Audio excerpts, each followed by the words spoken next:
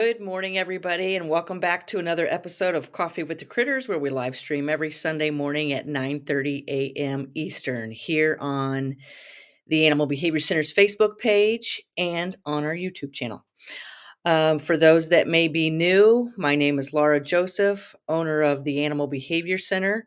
We are an international educational center where we teach people all over the world how to better understand animal behavior training and enrichment through the science of behavior known as applied behavior analysis.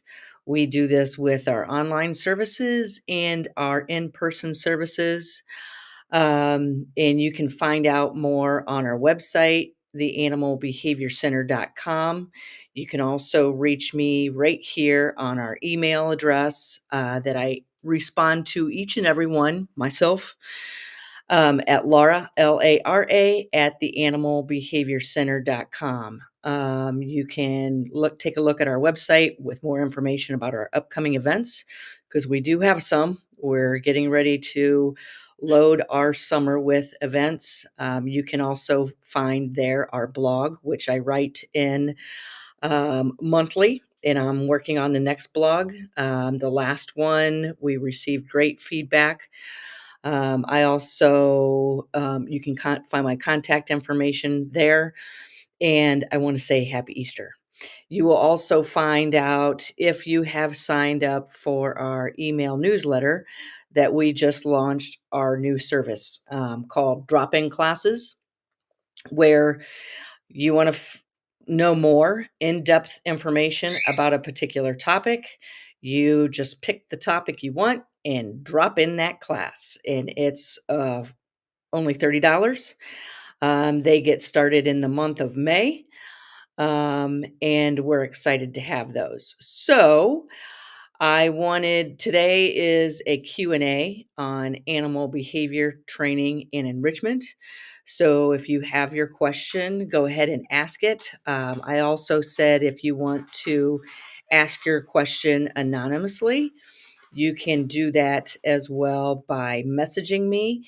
So I have a couple of topics I do want to talk about today that I was messaged about. Both are pretty complex topics.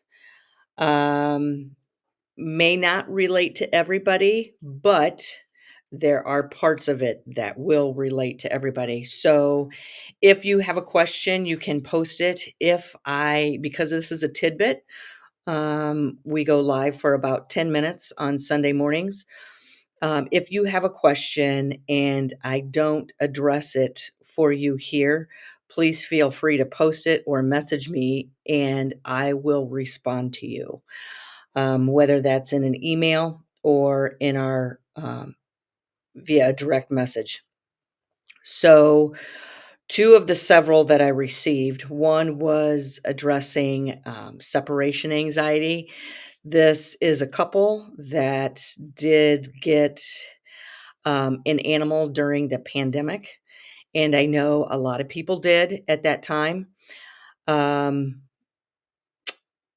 everybody was home and not working, or most of the world was home and not working, they got an animal. Their concern was, and they realize it now, they were home with the animal all the time. And then as the world started changing over months, years, they started going back to work, and this animal was young when they got it. And not that this behavior can't be developed with an older animal, because it can. But they were home with the animal all day, every day, for about a year.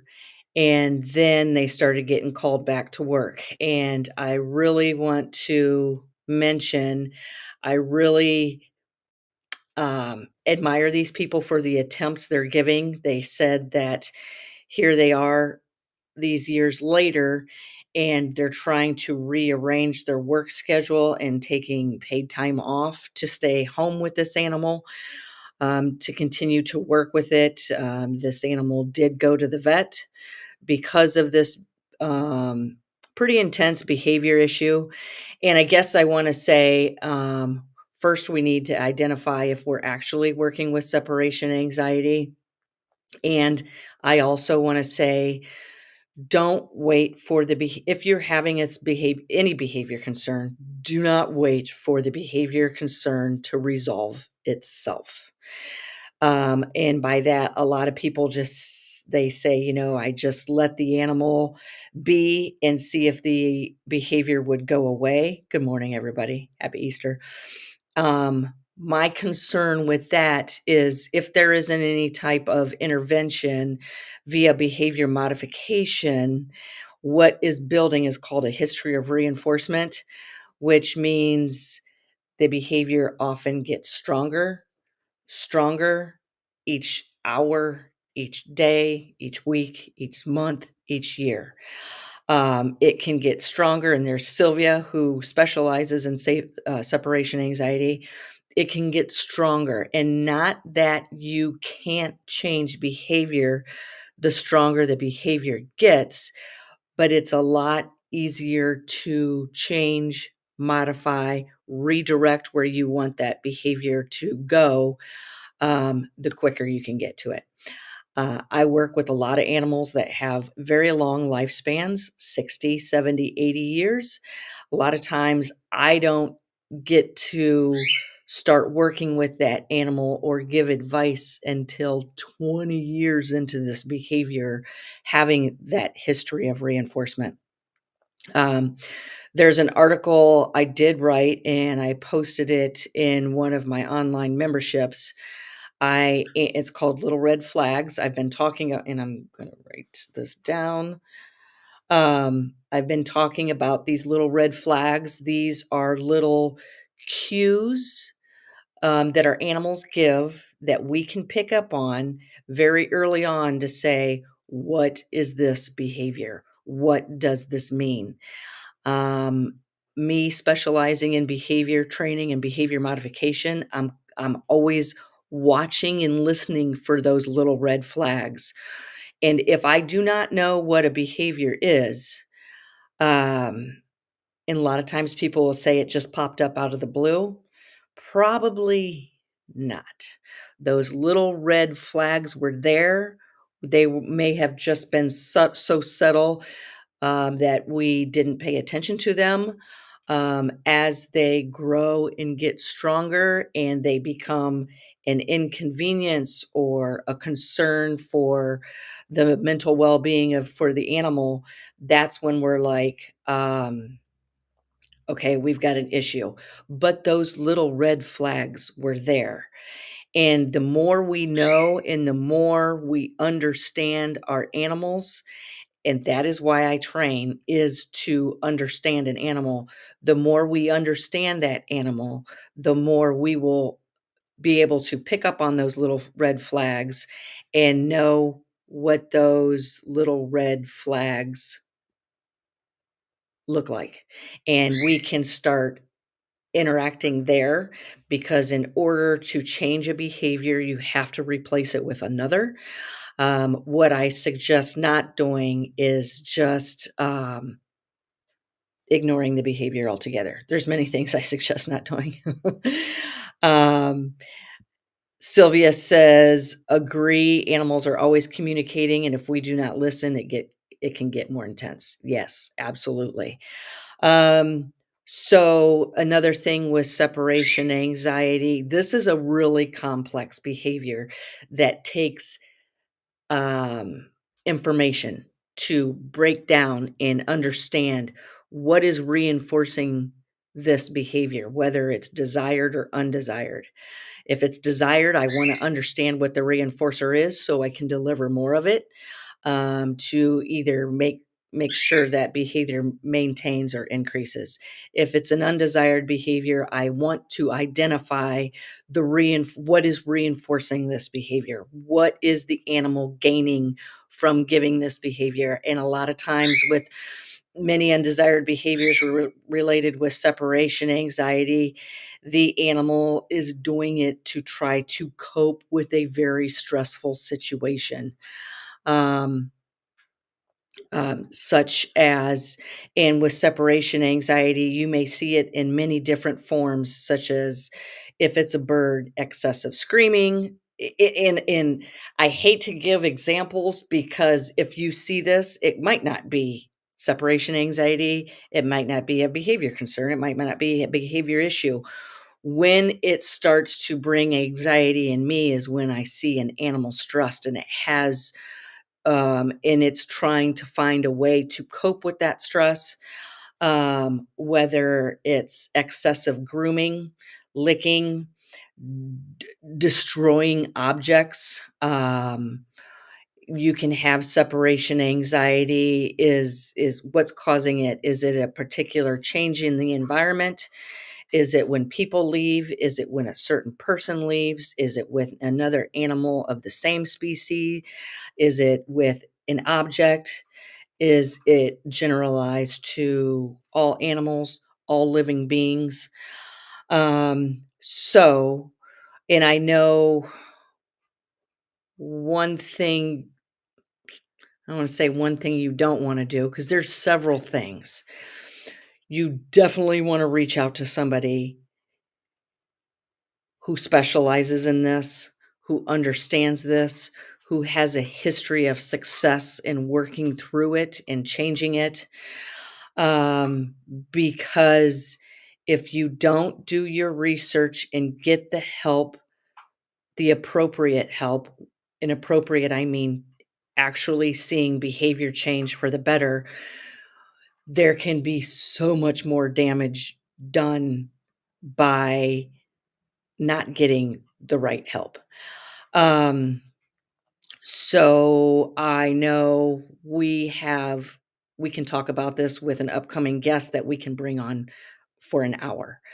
And you are also more than welcome to contact me if, and I am not going to pretend like I can help you if I can't, because I know your animal's going to pay the price. So I will reach out to my colleagues and ask for help or refer you to one of them, if it's with a particular species that I don't have enough experience with. The second question we had with, which also um, leads me to that uh, example in my article of little red flags, which I am going to write a blog post on, is I'm going to mention what they asked in particular is, are we able to know what stress looks like with our animals? And my concern with stress is also not only how it impacts their mental well-being, but how it's going to impact their physical well-being. If we do not address a behavior issue, it can't gives it the time for the reinforcement, the history of reinforcement, and it can get more intense. It can then turn to a medical issue. And I've seen this in numerous different species of animals. Once you get into that medical issue, not only do you have a behavior issue, now you have a medical issue. And the longer it goes, that medical issue can become more severe, even life-threatening. Um, and I've seen that, unfortunately. So a lot of people tell me, "Oh, you have such an amazing job. You were so lucky to be in the field that you're in." There are a lot of cases that keep me up at night, and when I get stressed, I clean and I do yard work, and I'm gonna tell you right now, I have the most amazing looking yard in my neighborhood.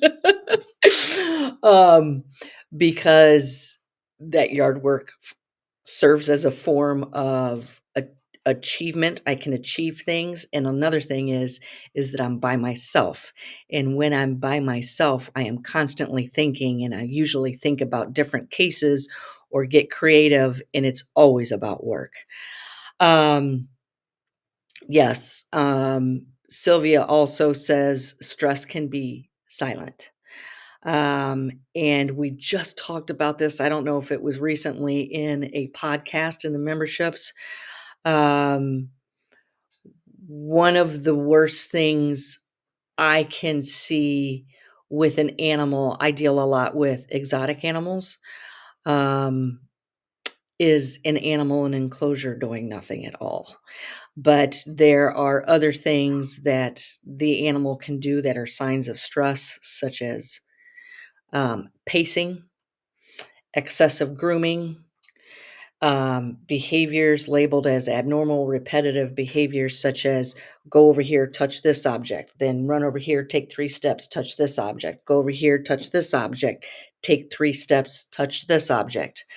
You've heard me say in the past that I focus on I will and I'm pretty good at reading abnormal repetitive behaviors, and I'm like, into the common person seeing this, I mean, like, some people laugh because they think it's cute. I get a lot of people saying, "Oh, look at that animal playing." I was like, that's repetitive. It's happening over and over and over." So, when I see that, I will sit and observe it and see how well practiced is, because the more well practiced it is usually a sign of how long it's been happening. Um, and like I've said before, what is this animal gaining from this? A lot of times it's a way to cope with an uncontrollable situation, and that will stress me out. I want to see animals thrive, have environments full of choices, opportunities to learn, mental stimulation, physical stimulation. Good morning, Jennifer. Good morning, Cheryl. Sharon, I will see you tomorrow. Um, I don't want to see animals stressed. I want to see animals interacting in their environment, whether that's with people, whether that's with objects, whether that's foraging. And foraging is a part of every single one of our behavior modification plans. And if an animal doesn't know how to forage, we teach it.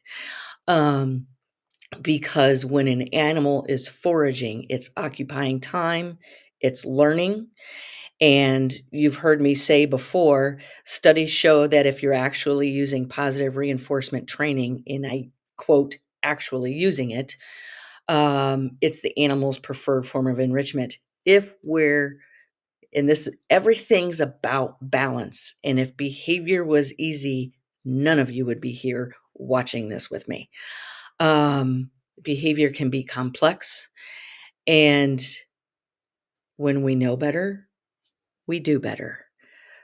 Don't ever stop trying to know more. And we know our animals through training. That is what pushed me into the field of training using the science of behavior known as applied behavior analysis. Um, and I can share and help that with many different people in many different ways. I do that with a day with the trainer, which I have tomorrow. And I'm having giving a presentation this, I think it's Wednesday evening at Bowling Green State University, and I'm excited to do so on applied behavior analysis. And we've got many things coming up. So, with that, I want to say happy Easter, everybody. If you have questions, please ask me. I will help you. If I cannot, I am going to guide you to somebody that can. So we just launched our live drop-in classes. They start the first Tuesday in May at 7 p.m., followed by the third Thursday of the month at 7 p.m. We are getting them started. Um, 2 evenings a month, and the topics are constantly going to change. So you just pick the topic that's of interest to you and drop in with me for a discussion and a Q&A, and more. You can find that on our website, the Animal Behavior Center. If you go to the homepage and just scroll down just a little bit, boom, there it is. You can click on that page and it'll show you everything what to expect in these drop-in classes. We will have them more frequently, but I'm just getting them started. Hey, Therese says these are going to be cool. I sure think so. and for only $30. That way, there's no commitment to you. You pick the topic of interest to you that you want to learn more about and drop in with me. Um, what's going on? We also have our workshops coming up. Registration is going to start here within the next week, couple of days, so pay close attention. We expect those to fill up fast. We also have our online memberships. Pick the one that's right for you, that's ongoing help all year long. We also have numerous other um, services we offer, and you can find that on our website. And if you're local, you can come join our amazing team through our nonprofit, the Sam I Can Foundation, and you're gonna wanna pay attention to the Sam I Can Foundation's Facebook page. And with that, I wanna tell you all, I hope you have a very happy Easter. I'm getting ready to head into work, and just be surrounded by all the animals I love and that I want to thrive. Um, Sylvia says, I wanted to do the May 6th. We'll repeat it later. But if you want to know more about our services, please go to our website, theanimalbehaviorcenter.com. I hope you guys all have a fabulous day. And I will see you next Sunday. Coffee with the Critters.